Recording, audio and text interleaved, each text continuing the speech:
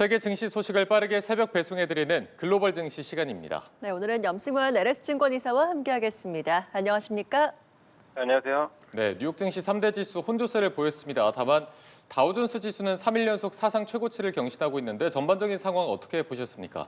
네, 다우지수는 일단 이제 계속 최근에 이제 가치주들이 좀 강세 보이면서 그래도 좀 견조한 모습을 좀 이어갔는데 오늘 이제 S&P 500과 나스닥은 좀 하락을 했고요. 특히 이제 소비 둔화 우려 때문에 좀 약세를 보인 점이 좀 특징적이라고 보시면 좋겠습니다. 특히 이제 오늘 뭐 음식료 업종이라든가 또 금융업종이 좀 상당히 안 좋았는데 AI 스타트업 기업인 이제 AI 트루이스트가 그러니까 세무 계획을 이제 대신 짜주는 그런 도구를 좀 발표를 했거든요. 그러다 보니까 이제 관련해서 금융 서비스를 좀 제공하는 기업들의 주가가 또 급락을 해버렸거든요. 그래서 지난주에 AI 그러니까 소프트웨어 기업들이 AI로 인해서 타격을 받아서 폭락을 했고, 이번엔 또 이게 금융업종으로 좀 확산되는 그런 조짐이 나오고 있어서 AI가 어쨌든 지금 그 전반적으로 시장의 일부 업종에는 좀 부담으로 계속 좀 작용하는 그런 모습이고, 또 소매 판매도 이번에 좀 좋지 않게 나왔죠. 12월 소매 판매가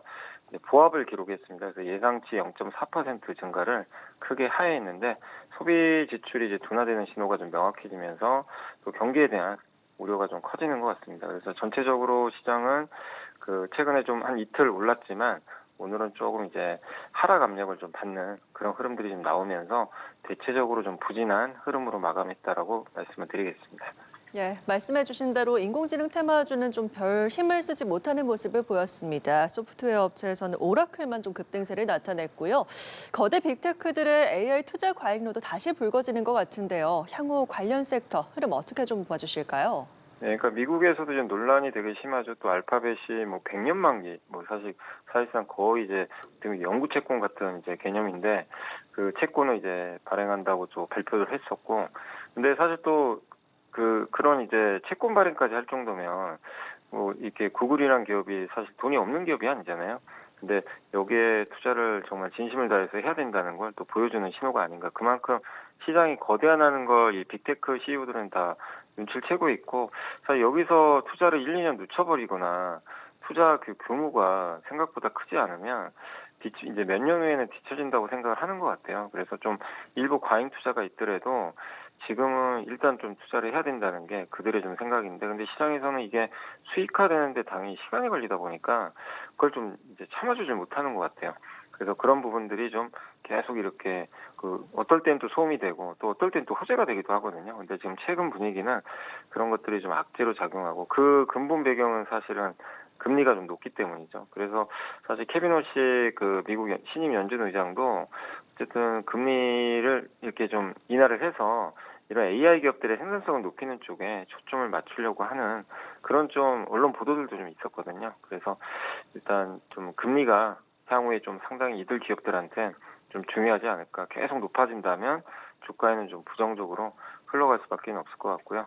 그리고 오늘 말씀하신 대로 이제 전반적으로 AI 관련주들은 좀 부진했고, 아까 말씀드린 대로 AI 이제 관련해서 소프트웨어 기업들이 지난주에 빠졌지만 오늘은 뭐 LPL 파이낸셜이라든가 찰스 슈왑 뭐 이런 이제 미국의 또 대표적인 금융회사들, 또 금융 서비스를 제공하는 그런 기업들이 AI가 이제 이 역할을 또 대신한다, 이제 공포가 또 확산되면서 좀 부진한 흐름을 보였고, 또 코카콜라나 코스토 같은 이제 전통적인 경기 방어주나 소비주들도 오늘 좀 소매 판매가 안 좋았잖아요. 그래서 주가가 좀 약세를 보인 좀 그런 흐름으로 오늘 마무리가 됐습니다.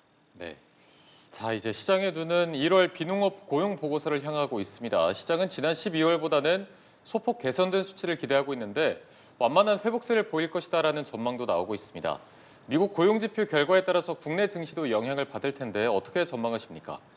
일단 이제 미국 고용지표가 이제 내일 새벽에 이제 발표가, 그러니까 내일 이제 한국 시간으로 이제 나올 텐데, 그 고용지표를 우리가 이제 예상은 지금 비농업 고용자 수가 5만 5천 명 정도로 좀 예상이 좀 나오는 것 같더라고요. 근데 그 수치도 뭐 높은 건 아니죠. 근데 이제 최근에 좀 기대감이 낮아졌고, 또 지난주에 그 ADP 뭐 민간 고용이라든가 각종 지표들이 이렇게 썩 좋지는 않았거든요. 그래서 고용에 대한 부분은 그렇게 기대감은 높지 않은데, 다만 이게 또 쇼크로 나오면 미국 경기 침체에 대한 좀 우려, 이 소비 공포에서 고용 분포까지도 갈 수도 있기 때문에 시장이 당분간 좀 부정적으로 좀 작용할 수밖에 없고요. 또 이번 주 금요일도 상당히 중요하죠. 그 소비자 물가지수도 공개가 될 텐데 이런 이제 두 가지 지표들이 나타내는 게 결국엔 어떤 방향으로 갈지 시장이 해석하느냐가 좀 중요할 것 같습니다. 근데 이런 것들이 좀 안 좋게 나온다면 지표가 금리 인하 가능성은 또 역으로 올라가거든요. 그렇기 때문에 이 금리 인하에 대한 또 기대감이 또 높아지면서 일부 좀 충격 후에는 또 회복되는 모습은 나오겠지만 어쨌든 지금은 소매 판매 또 고용 지표 이런 것들이 부정적으로 나오는 것보다는 조금이라도 좀 긍정적으로 나와주는 게 저는 좀 증시에 긍정적이지 않나 이렇게 좀 보고 있습니다. 그래서 오늘 그 발표될 그 소매 판매 데이터도 그 고용 지표도 한번 잘 그 확인하시면서 좀 대응을 하시면 좀 좋을 것 같습니다. 네, 이번 주 고용 지표와 소비자 물가 지수까지 좀 눈여겨봐야겠습니다.